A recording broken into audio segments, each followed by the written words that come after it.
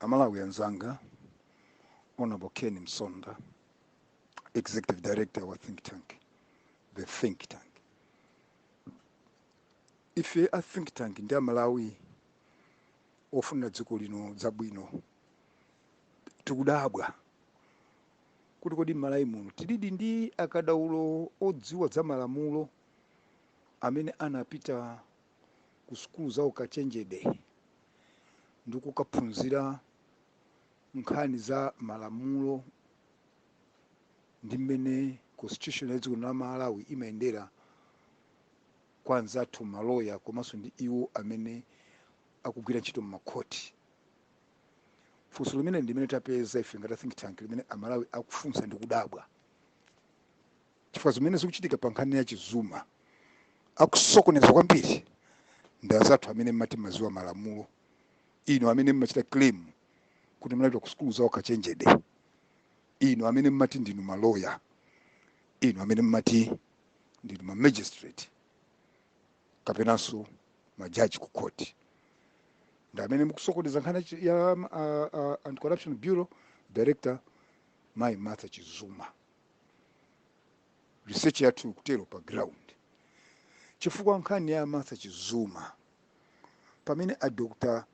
Steve Kayuni anasumira Martha Chizuma ngati criminal case, anthu anasusa kuti yayi imene yetu inuyo mukusuma ngati munthu panoka, so it's not a criminal case, it's a civil case. Ndipo pa malamulo a dziko lino la Malawi president ngati anamkhulukirira Martha Chizuma, it was based on morals, kuti morals awo sanachite bwino. Therefore the state president forgave her, meaning it was matter under the bridge, kuti zonse zatha. Ngakhala president anapitiriza kuti ngati pali ena amene akuoneka kuti akufunabe kukoka nkhani zindiwo malinga ndi constitution ya dziko la Malawi, koma they are doing it in their individual capacity ngati a Malawi.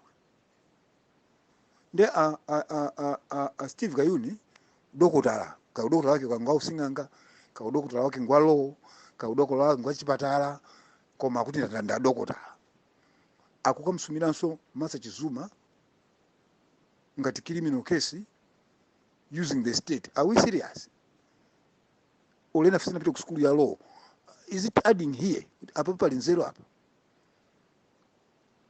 And ku polisi kusindikizwa ngati kuti malembana ntchito ku investigation kuti munthu amene mamulemba ntchito amakhani mapepa kuti amadziwa za malamulo kapena anapangapo law. A prosecutor aku polisi akukalemba the state versus Martha Chizuma. Are we serious? Which state are you talking about? Now the moment you say the state, it becomes a criminal case. And if it is a criminal case, it involves the director of public prosecution.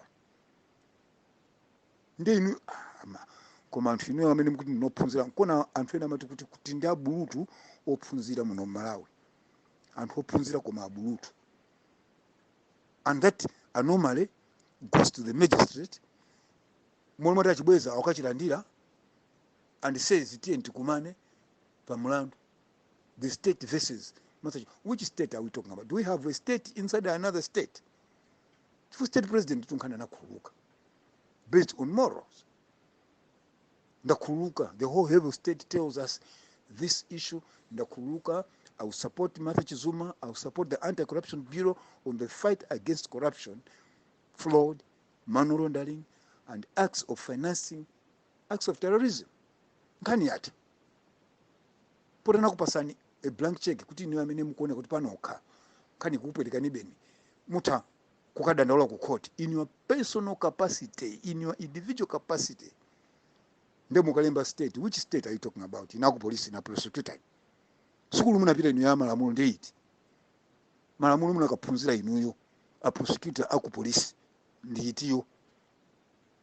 Kuti munaona kuti munthu akuchita sungu zake personal nde mukitenga ngati state. Which state are you talking about? And in a magistrate mukukalandira masamoni oti ali anomalies. I mean, we are just wasting time here and people are laughing at us kuti koma dziko ilili ndilotembereredwa. Sono ngati inuyo amene munapita ku school who claim kuti munaphunzira ndi mukupanga behave ngati abulutu, kuli bwanji ndi abulutu ife abulutu fe titani chifukwa inuyo amene mumachita claim kuti mumadziwa malamulo, maloya, ma magistrate, inu muli ku polisi ndi mukupanga behave ngati abulutu, kuli bwanji abulutu fe. Koma dziko iliso tikutaya nthawi ndi zinthu zazi kuputa dala mkwiyo wa madonors, kuononga dala mbiri ya president, mukudelera president, anthu kunjaku akunyoza president, anthu kunjaku akutukana president, akulalatira president, ngati kuti m'Malawi munomu tilibe president kuti amadziwa zinthu. Mukupanga inuzi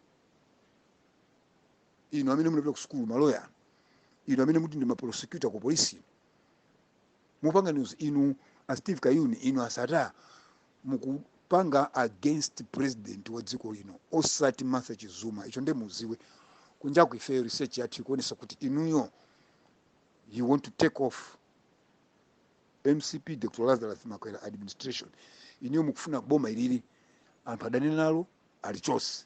So mukupanga zonsezi, it's not against Martha Chizuma, it's against the leadership of the president of this country, it's against the MCP leadership. Inu mupangira dala zonsezi kuti madonors akwiye, amalawi akwiye, adani ndi president, amchose president pampando, azidi president akulakwisa kuyendesa dziko. Iniyo agenda yanu siyo chosa Martha Chizuma, ndiyo chosa president. So zimene kunena anthu kunjako akunyoza no president, kuti a president akukutumani, kuti kumbeko zimene mupanga akukutumani. Where have you seen in the world when the Home Minister of Justice Atata Somvalo tells the nation kuti nkhani yatha ife ngati boma, this case is closed, ndewina wazerezeka uko awakalimba chisamani, the state versus Martha Chizuma? Which state are you talking about? Accept our constitutional holy anger. Ziko iliso ziko mvesa chisoni bwanji.